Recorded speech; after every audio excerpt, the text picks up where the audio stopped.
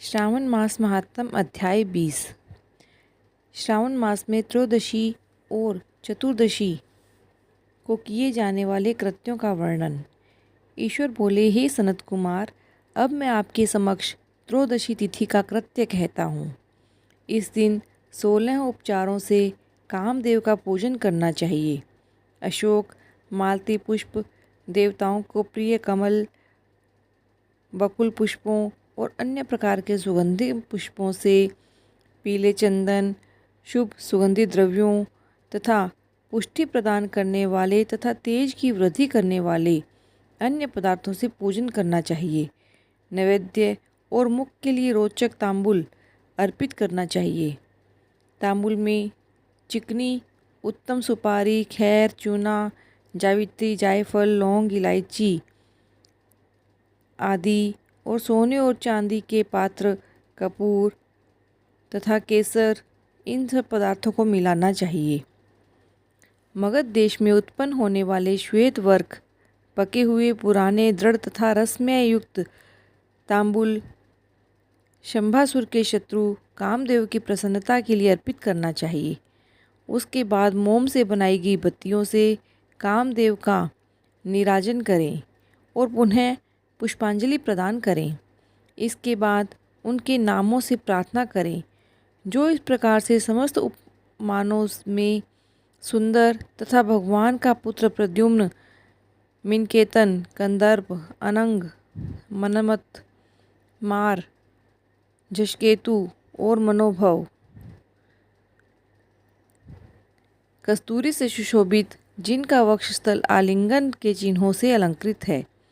हे पुष्पधनवन, हे शंभासुर के शत्रु, हे रतिपति, हे मकरध्वज, हे पंचेश, हे सुंदर, देवताओं की सिद्धि के लिए आप शिव के द्वारा दग्ध हो गए। उसी कार्य से आप परोपकार की मर्यादा कहे जाते हैं। आपके दिग्विजय करने में बसंत की सहायता निमित्त मात्र है। इंद्र दिन रात आपका मनोरंजन करने में लगे रहते हैं, क्योंकि अपने पद से च्युत होने की शंका में वे तपस्वियों से भयभीत रहते हैं। आपके अतिरिक्त दृढ़ मन वाला कौन है जो शिवजी से विरोध कर सकता है? पर ब्रह्मानंद के समान आनंद देने वाले आपके अतिरिक्त दूसरा कौन है? तथा महामोह की सेनाओं में आपके समान तेजस्वी कौन है? अनिरुद्ध के स्वामी और मलयगिरी पर उत्पन्न चंदन तथा अगरू से सुवासित विग्रह वाले जो देवेश कृष्ण पुत्र हैं, वह आप ही हैं। हे शरतकालीन चंद्रमा के उत्तम मित्र, हे जगत की सृष्टि के कारण, जगत पर विजय के समय दक्षिण दिशा तथा पनवन देव आपके सहायक थे। हे नाथ, आपका अस्त्र महान, निष्फल न होने वाला, अत्यंत दूर तक जाने वाला, मर्मस्थल का छेदन करने वाला, करुणा शून्य तथा प्रतिकार रहित है।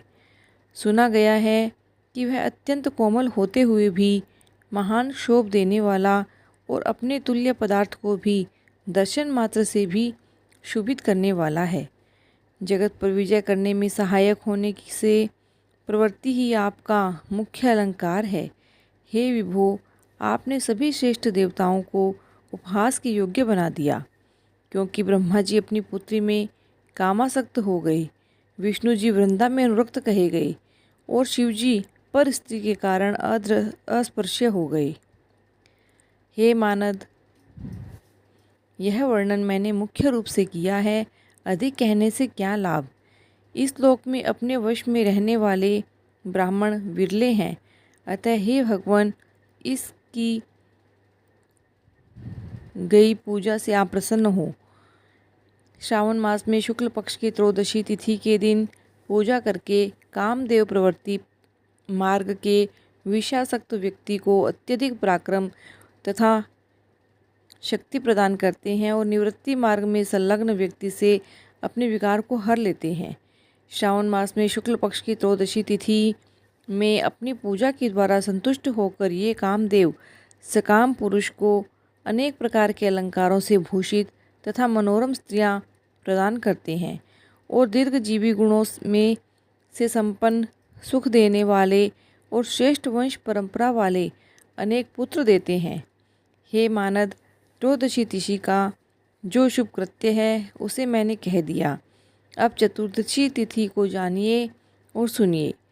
अष्टमी को देवी का पवित्रारोपण करने का मैंने आपको उपाय बताया। वह यदि उस दिन न किया जाए तो चतुर्दशी के दिन पवित्रक धारण कराएं। चतुर्दशी तिथि को त्रिनेत्र शिव को पवित्रक अर्पण करना चाहिए। इसमें पवित्रक धारण कराने की विधि देवी और विष्णु जी की पवित्रक विधि के समान ही है। केवल प्रार्थना तथा नाम आदि में अंतर कर लेना चाहिए। शैव, आगम तथा जाबाल आदि ग्रंथों में इसकी जो विधि है उसी को मैंने कहा। विकल्प से इसमें जो कुछ विशेष है उसे मैं आपको बताता हूँ। 11 अथवा 48 अथवा 50 तारों का समान ग्रंथि तथा समान अंतराल वाला पवित्रक बनाना चाहिए। पवित्रक 12 अंगुल प्रमाण के, 8 अंगुल प्रमाण के, 4 अंगुल प्रमाण के अथवा पूजित शिवलिंगी के विस्तार के प्रभाव वाले बनाकर शिवजी की प्रसन्नता के लिए अर्पण कर देने चाहिए। विधि पहले बताई गई है, फल आदि पहले कही जा चुकी हैं। जो इस व्रत को करता है वह कैलाश लोक प्राप्त करता है।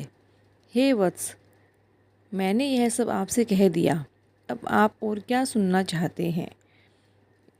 इस तरह श्रावण मास महात्म 20वां अध्याय पूर्ण हुआ। बोलिए शिव शंकर भगवान की जय।